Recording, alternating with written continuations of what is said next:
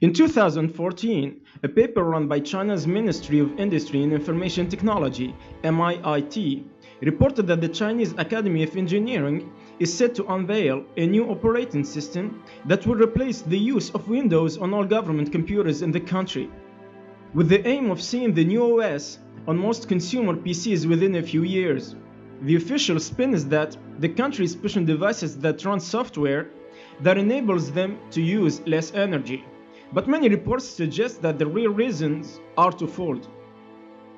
First, that China will have an easier time monitoring their citizens if they control the development of their desktop OS. And second, that the NSA scandal has made the country extremely nervous about the perceived ease with which the US government can compromise existing computer systems.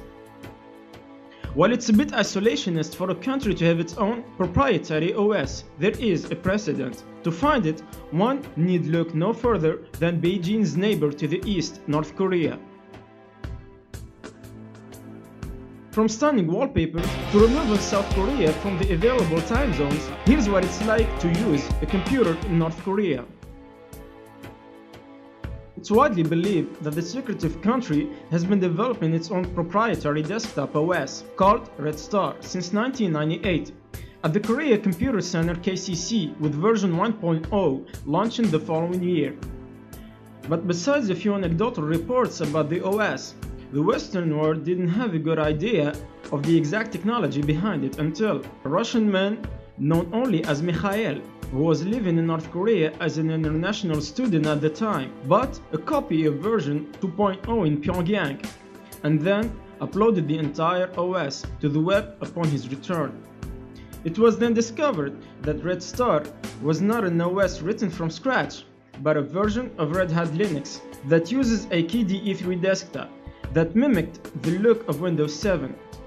That leaked copy was then followed with information about its successor, version 3.0, which was obtained by American computer scientist and visiting lecturer at the Pyongyang University of Science and Technology, Will Scott.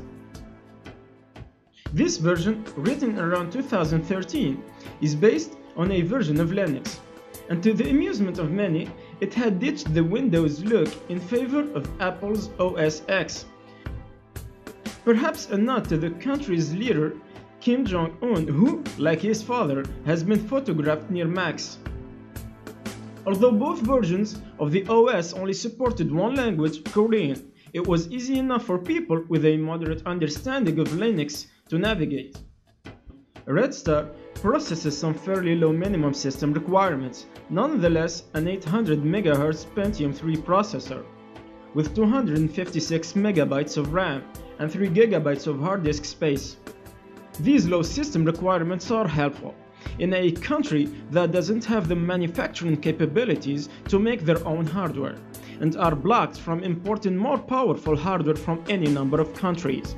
The computer equipment North Korea does manage to import is generally of the lower end, generic white box PCs from China or Russia. It contains a Firefox-based browser called Nainara, used for browsing the Nainara web portal on the North Korean internet network, known as Pyongyang, along with an email client, media player, a music composition program, games, and a text editor. Every date is displayed in the Juche calendar, which was first introduced in 1997, and states that the first recorded day in history is April 15, 1912, the birth of Kim Il-sung. This is the startup screen when you first boot up Red Star 3. When installing Red Star 3, you're prompted to select a city for your time zone. Interestingly enough, Seoul, South Korea isn't an option. This is the login screen. Once you're in, you'll notice Red Star 3 looks a lot like Apple's Mac OS. This is the word processor for creating documents. And here's the email client. Then there's the desktop wallpapers. Not so subtle signs of state propaganda appear throughout the OS. In the desktop wallpapers folder, you have pictures of the North Korean countryside, but with artillery cannons peppered across the hillsides, and the cannons all look the same. Then there's one with a shot of a beautiful Pyongyang lit up at night, with soft lights on snowy perfect streets. But in reality, this is a scene you would almost certainly never see. You'll also see wallpapers of agricultural farms with running tractors, but tractors are almost non-existent in North Korea. And for the few farmers who have them, it's very difficult for them to procure gasoline to make them work. But if North Korea is that concerned about their citizens getting access to the open internet, it begs the question, why even bother creating a proprietary OS? Well, for two reasons. With a Linux-based operating system, they can build directly from the source, meaning that they can inspect every line of code. They know what's going on and, more importantly, they can control what's in it as well. That's also probably why it's not surprising to discover that Red Star isn't just the ordinary version of Linux either. It's actually a security-enhanced Linux, SE Linux, which implements mandatory access controls that enable the government's programmers to limit the modifications users could make to the system.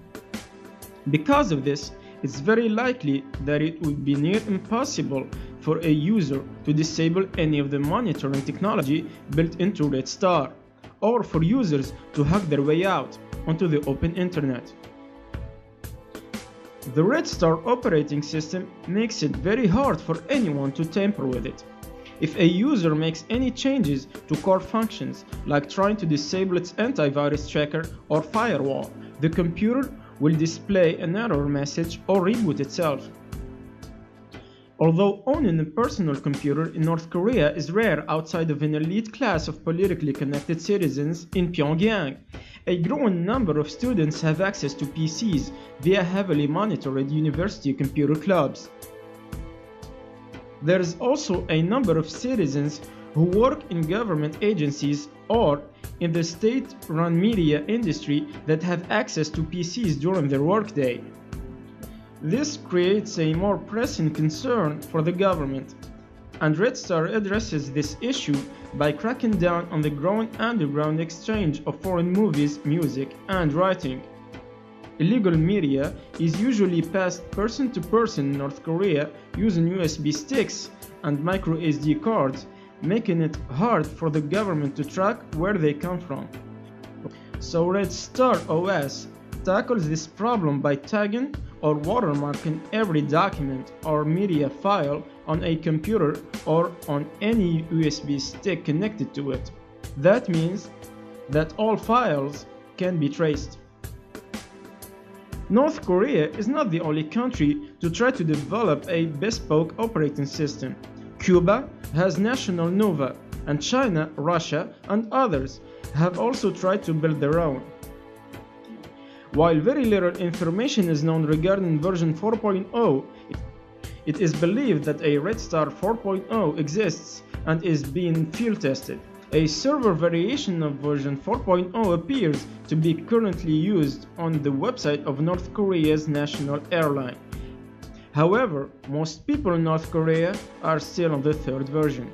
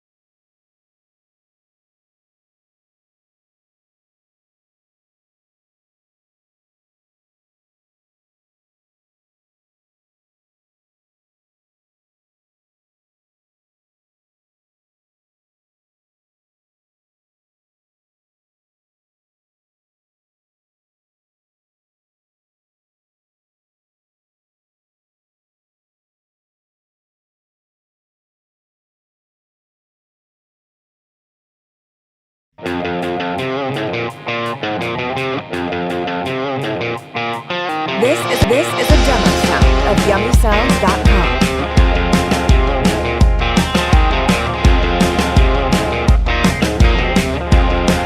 YummySounds.com layout track.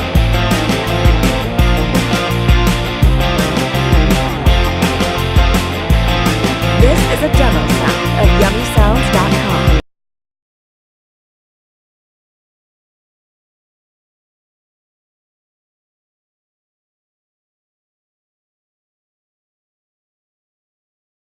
YummySounds.com layout track.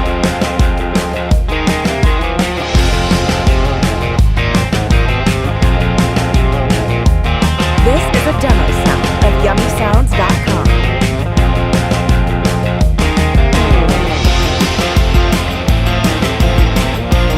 YummySounds.com layout track.